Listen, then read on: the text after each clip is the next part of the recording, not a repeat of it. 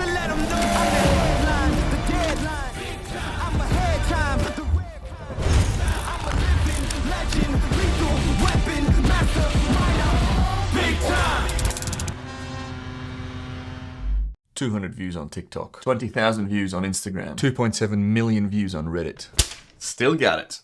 Here are 5 things I did to go viral with my 2025 hyperlapse showreel with a little bonus tip at the end. Firstly, I shot and edited some absolutely sickening hyperlapses. If you want to learn how to do that, obviously I've got my free ebook and the ultimate time-lapse course, which is now priced at its lowest price ever. I then masked out a bunch of elements in these hyperlapses and animated their motion. Instead of boring linear motion, I used the flow plugin to ensure that the motion of the elements in the frames had a nice schwung to it, a nice dynamic and smooth feel. You can also use this flow plugin to edit speed ramping keyframes to really elevate your speed ramping to the next level in a better graphical user interface or GUI compared to the After Effects graph panel, which is notoriously not the easiest thing to use. Speaking of speed, that is also how I shoot with my now modified gimbal vest. I have an entire video and actually 13 videos about the showreel planning, shooting and processing in my ultimate time-lapse course, which you can find linked down below. I talk about this thing,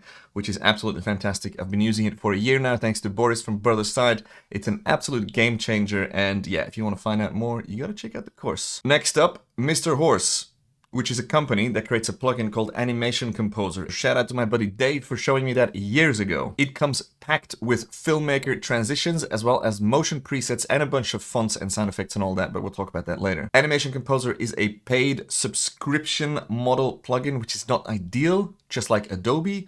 But if you're working actively in the industry, in my opinion, it's a bit of a no-brainer because it's just so incredibly powerful. One of the things I love about it is, as I mentioned, the filmmaker transitions, they come in all these presets, and one of the folders is called the Shake presets. There is Shake Sauce as well that my buddy Paul uses a lot, but I haven't used that yet, and I'm very familiar with Animation Composer's Shake transitions, which are fully customizable and you can modify them however you need.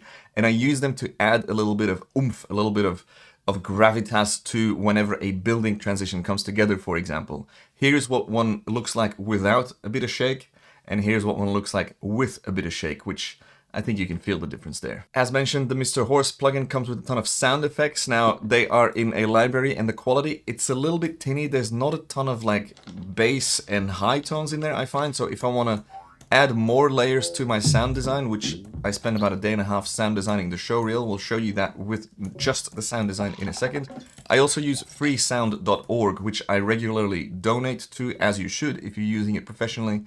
It's pretty much user-generated sound, so people from all over the world record and upload sounds for you to use.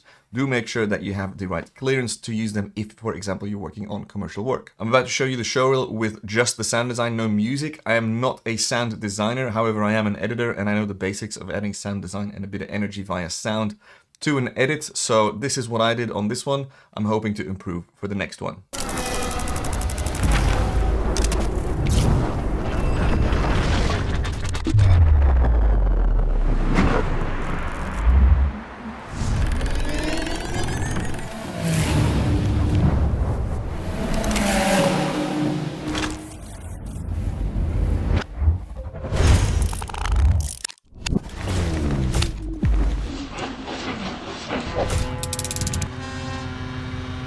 Now, bonus tip, if you use After Effects a lot, check out the Video Copilot FX Console plugin, which was made yonks ago, but is still supported and still active despite Andrew Kramer's disappearance.